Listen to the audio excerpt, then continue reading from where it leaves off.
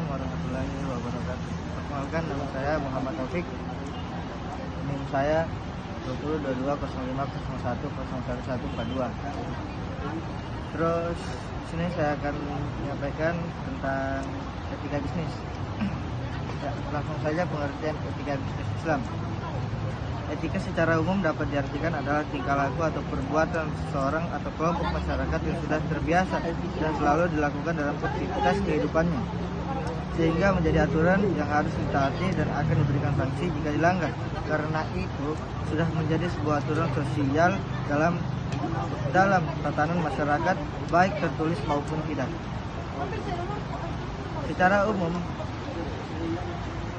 umum, bisnis diartikan sebagai suatu kegiatan yang dilakukan oleh manusia untuk memperoleh pendapatan atau penghasilan atau rezeki dalam rangka memenuhi kebutuhan dan keinginan hidupnya dengan cara mengelola sumber daya ekonomi secara efektif dan efisien.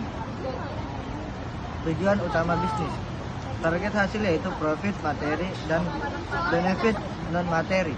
Pertumbuhan yaitu terus meningkat kegiatan bisnisnya, keberlangsungan dalam masa waktu selama mungkin, keberkahan atau kemudahan Allah.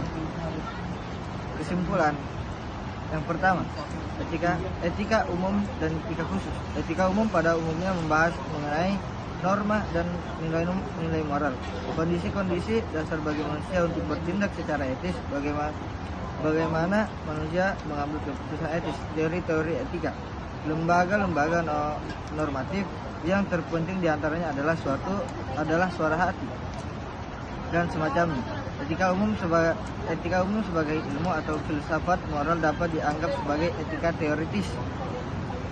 Kendati istilah ini tidak dapat karena bagaimanapun juga etika selalu berkaitan dengan perilaku dan kondisi praktis dan aktual dari manusia dalam kehidupannya sehari-hari dan tidak hanya semata-mata bersifat teoritis. Sedangkan etika khusus adalah penerapan prinsip-prinsip atau norma-norma moral dasar dalam bidang kehidupan yang khusus. Yang kedua, bisnis merupakan kegiatan di mana banyak tantangan dan hal bagaimana yang harus dijalankan demi menghasilkan manfaat atau keuntungan untuk dapat memenuhi kebutuhannya dengan mengelola sumber daya secara efisien. Bisnis dalam Islam harus memperhitungkan halal dan haram dalam menjalankan usahanya untuk tercapainya tujuan-tujuan dalam berbisnis. Salah satunya adalah kejujuran dan keadilan. Yang ketiga, penerapan etika dalam bisnis akan memberikan manfaat dalam aktivitas bisnis yang dijalankan.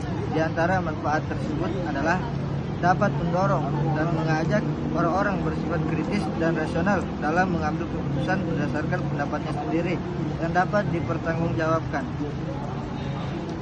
Dapat mengarahkan masyarakat untuk berkembang menjadi masyarakat yang tertib, teratur, damai, dan sejahtera dengan mentaati norma-norma yang berlaku demi mencapai ketertiban dan kesejahteraan sosial. Mungkin itu saja yang dapat saya sampaikan. Cukup sekian dan terima kasih. Assalamualaikum warahmatullahi wabarakatuh.